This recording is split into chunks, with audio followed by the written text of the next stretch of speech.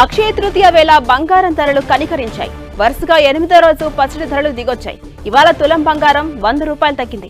24 క్యారెట్ల బంగారం ధర 98,450 రూపాయలకు చేరుకుంది. ఇక 22 క్యారెట్ల 10 గ్రాముల గోల్డ్ రేట్ 50 రూపాయలు తగ్గడంతో 89,750 రూపాయలకు చేరుకుంది.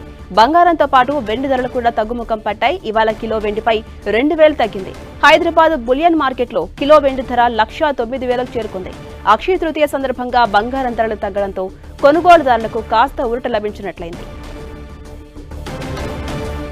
అక్షయ తృతీయ వేళ బంగారం ధరలు పెరగడం మనం చూసాం. కానీ ఈసారి మాత్రం అందుకు భిన్నంగా జరిగింది. బంగారం ధరలు ఈ పండుగ వేళ కనికరించాయి. వరుసగా 8వ రోజు పసిడి ధరలు అందుబాటులోకి వచ్చాయి. ఇవాళ తులం బంగారం ధర 100 రూపాయలు తగ్గింది. మొత్తంగా చూస్తే 24 క్యారెట్ల బంగారం ధర 98,450 రూపాయలు పలుకుతుండగా 22 క్యారెట్ల 10 గ్రాముల బంగారం ధర 50 రూపాయలు తగ్గడంతో 89,750 రూపాయలు చేరుకుంది. ఇక బంగారంతో పాటు వెండి ధరలు కూడా తగ్గుముఖం పట్టాయి. ఇవాళ కిలో వెండిపై 2,000 రూపాయలు తగ్గింది.